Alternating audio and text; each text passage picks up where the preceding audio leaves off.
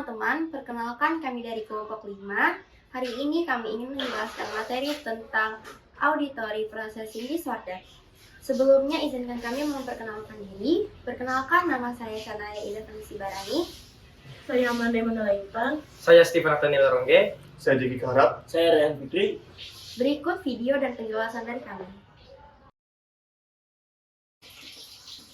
Auditory Processing Disorder atau APD atau kelainan pengesahan auditori juga dikenal sebagai Central Auditory Processing Disorder atau CAPD adalah gangguan pendengaran yang menimpa sekitar 5% anak usia sekolah.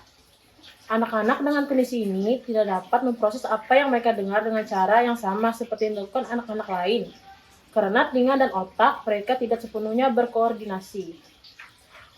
Auditory Processing Disorder bisa menyebabkan penderita sulit membedakan kata yang mirip. Sebagai contoh, ketika ada yang mengatakan, tolong bagikan kotak ini, penderita mungkin mendengar, tolong berikan kotak ini. Akan tetapi, kondisi ini tidak dapat sama dengan tuli atau gangguan belajar. Ada sesuatu yang mengganggu jalanan otak dalam mengenali dan menafsirkan suara, terutama ucapan.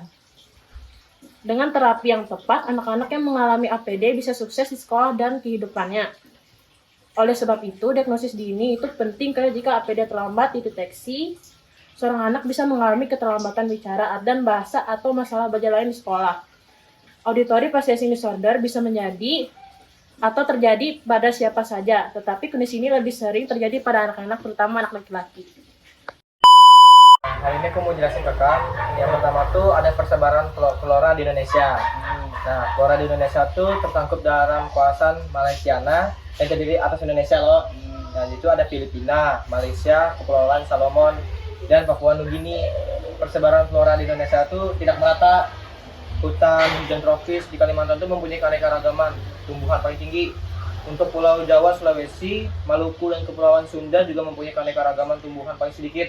Nah, untuk persebaran flora di Indonesia, paham lah kira-kira yang gue jelasin. Jadi persebaran fauna di dalam kawasan Malaysia itu terdiri atas Indonesia, Filipina, Malaysia, itu kan?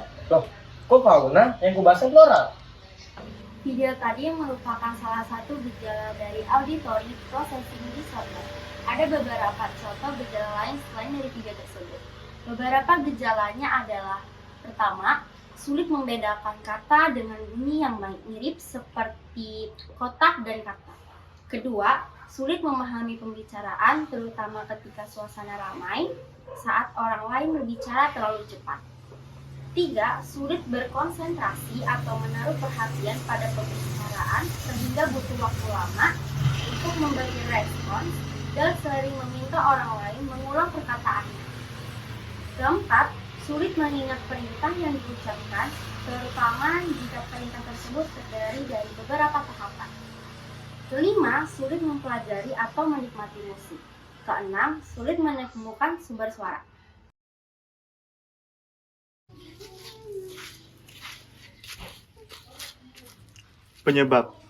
Penyebab Auditory Processing Disorder atau APD sampai saat ini masih belum diketahui dengan pasti. Namun, beberapa faktor berikut ini diduga berhubungan dengan APD, yaitu adanya riwayat penyakit seperti infeksi telinga kronis, meningitis atau peradangan selaput otak, keracunan timah, atau penyakit sistem saraf seperti multiple sclerosis, berat badan saat lahir rendah, kelahiran prematur, cedera kepala, dan kelainan genetika. Demikian, Anda bisa mengurangi resiko terjadinya auditory processing disorder dengan menghindari faktor-faktor resikonya, terutama ketika sedang hamil. Caranya adalah dengan 1. Menerapkan gaya hidup bersih seperti rutin mencuci tangan. 2.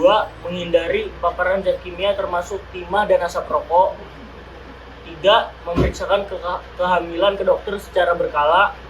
4. Melakukan imunisasi sesuai jadwal baik ibu maupun bayi. 5. Menghindari konsumsi minuman beralkohol. 6. Menghindari konsumsi makanan yang berbahaya untuk ibu hamil. Pengobatan auditory processing disorder itu ada berbagai macam. Yang pertama itu ada terapi pendengaran. Terapi pendengaran itu bertujuan untuk melatih otak pasien suara lebih untuk baik. Dan yang kedua itu ada terapi wicara. Terapi wicara itu bertujuan untuk meningkatkan kemampuan anak dalam berkomunikasi dan menganalisis suara. Dan yang ketiga, terapi lain. Terapi lain yang dapat dilakukan adalah latihan untuk meningkatkan sesuatu dan memecahkan masalah. Dan ada berbagai macam lagi selain terapi di atas. Dan ini ada terapi lagi, satu memiliki tempat duduk di barisan paling depan saat guru mengajar. Dan yang kedua, mengurangi atau menghilangi suara yang dapat menimbulkan bising seperti TV, kipas angin, dan radio. Dan yang ketiga, menggunakan frequency modulation, yaitu alat pengeras suara yang tersambung pada telinga pasien. Sekian dari saya, terima kasih.